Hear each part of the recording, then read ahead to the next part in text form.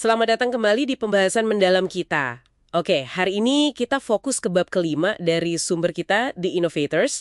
Topiknya ini soal microchip, komponen super kecil yang ya ampun mengubah dunia digital kita banget. Misi kita kali ini nih ngertiin gimana sih benda mungil ini yang sekarang ada di mana-mana di hampir semua gawai Anda, itu bisa ada, siapa aja togohnya, terus kok bisa ya idenya muncul hampir barengan gitu di dua tempat. Yuk kita bedah. Tentu. Yang menarik di sini tuh gimana lompatan teknologi ini, sirkuit terintegrasi ya namanya, itu bukan cuma hasil satu momen eureka, gitu aja. Tapi lahir dari upaya paralel, ada persaingan juga, dan yang nggak kalah penting, inovasi di cara bikinnya, manufakturnya. Ini cerita soal miniaturisasi, bikin sesuatu jadi kecil banget, tapi dampaknya, wah luar biasa. Oke, kita mulai dari akhir tahun 50-an ya, di Texas Instruments. Ada insinyur namanya Jack Kilby. Dia punya ide yang, wah waktu itu kedengerannya radikal banget. Gimana kalau semua bagian sirkuit elektronik, kayak resistor, kapasitor gitu, bisa dibikin dari satu bahan doang, semikonduktor. Benar sekali. Dan September 1958, Kilby ini berhasil nunjukin idenya. Dia bikin sirkuit osilator sederhana di atas kepingan germanium. Kecil banget, kayak ukuran tusuk gigi pendek itu. Nah, ini memang sirkuit terintegrasi pertama. Tapi, yaitu, seperti catatan Anda bilang, komponennya masih nyambungnya manual pakai kawat-kawat emas halus. Oh, jadi kawatnya itu ya? Iya, belum praktis lah buat dibikin banyak-banyak buat produksi massal gitu. Oke, jadi konsepnya udah ada tapi cara bikinnya masih ribet ya, karena kabel-kabel kecil itu belum bisa massal. Nah, terus gimana cerita yang di California? Katanya kan hampir barengan. Betul. Hampir di waktu yang sama, ada Robert Noyce. Dia di Fairchild Semiconductor. Dia juga lagi mikirin masalah integrasi ini. Bedanya, Fairchild ini udah jago soal proses planar. Ini teknik yang canggih buat bikin transistor di permukaan silikon yang datar. Proses planar, apa tuh keunggulannya kok jadi penting? Nah, ini dia kuncinya. Noyce sadar banget potensi proses planar ini. Jadi, nggak cuma buat bikin komponen di permukaan chipnya, tapi juga bisa buat mencetak jalur koneksinya. Jadi koneksi antar komponen itu dicetak langsung ke chip, pakai lapisan logam tipis gitu. Nggak perlu lagi tuh nyambungin pakai kawat satu-satu secara manual. Wah, Ini yang buka jalan buat produksi massal. Bisa bikin ribuan jutaan transistor dan koneksinya sekaligus di satu wafer silikon. Efisien banget jadinya. oh gitu. Jadi kalau Kilby itu nemuin konsep dasar sirkuit terpadunya, Noyce ini yang nemuin cara bikinnya biar praktis dan bisa diproduksi banyak gitu ya. Ini pasti bikin heboh dong ya, persaingan gitu. Tepat sekali. Yang nggak heran kan, langsung deh rebutan paten antara Texas Instruments sama Fairchild. Sengit banget. Catatan Anda kan nyebutin tuh, TI akhirnya dapat paten buat konsep dasar sirkuit terintegrasinya Kilby.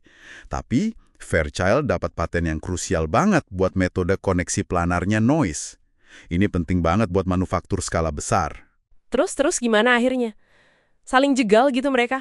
Ya, ujung-ujungnya mereka sadar, dua-duanya ini saling butuh. Konsep dasar Kilby tanpa cara bikinnya Noyce ya susah diproduksi massal. Sebaliknya, cara bikin Noyce tanpa konsep dasarnya Kilby ya kurang ada artinya juga. Jadi tahun 1966 mereka terpaksa lisensi silang. Ah, oke.